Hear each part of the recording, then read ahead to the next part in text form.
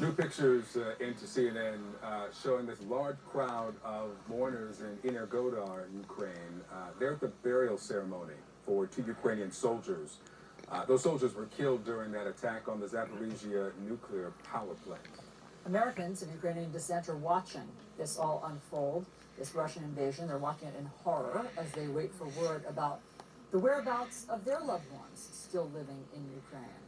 Pavlo Bandrysky is one of those Americans. He's the vice president of the Illinois division of the Ukrainian Congress Committee of America.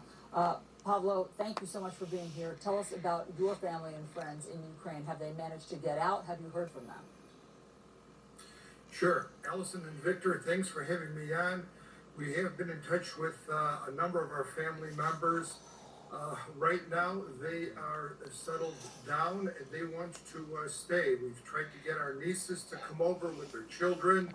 At this point, their husbands have been activated. They're fighting in the war, and they're waiting to see how much further this develops before they leave. People don't want to leave Ukraine, but they're being forced to leave because indiscriminate terror is happening across the country. And you say they want to stay because their loved ones are there. Are they also, we've seen some relatives support by building nets, creating nets as well. What are they doing to support that? There's a lot of civil resistance going on. They have been training in self-defense to protect their homes. They are doing a number of clandestine activities in order to thwart the invaders. They have taken up arms and they are prepared to defend their house, their street, their neighborhoods, and do everything that they possibly can. This is a classic case of David versus Goliath, and that's why the West's help on this is so critically important at this time. So let's talk about that because, Pablo, I know that you've been organizing these rallies here in the U.S. And so what's the point of that? To just raise awareness?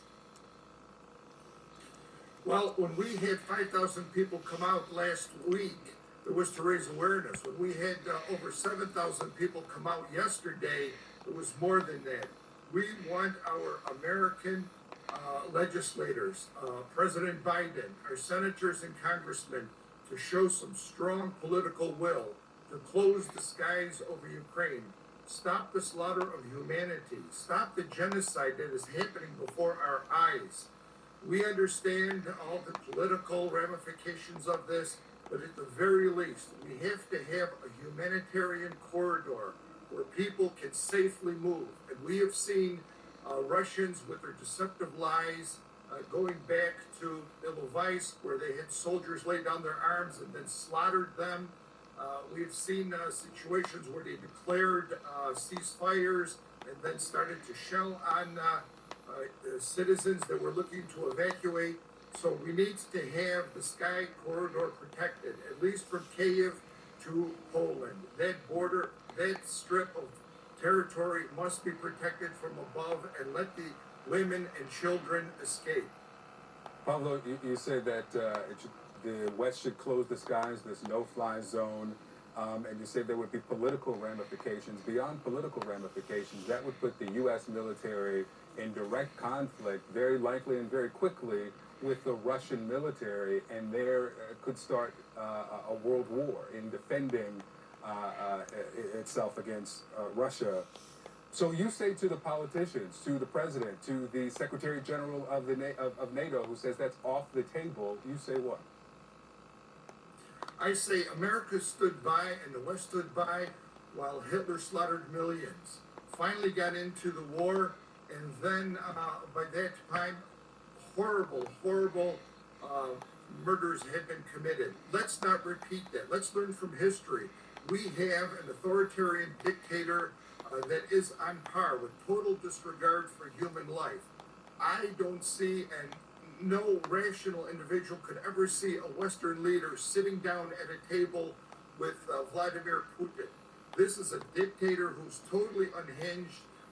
What he has done is beyond the pale. Yeah. To send mobile crematoriums along with tanks and soldiers to invade Ukraine so they could burn their own soldiers on the spot and dump their ashes. You know, so their mothers cannot bury these poor Understood. kids.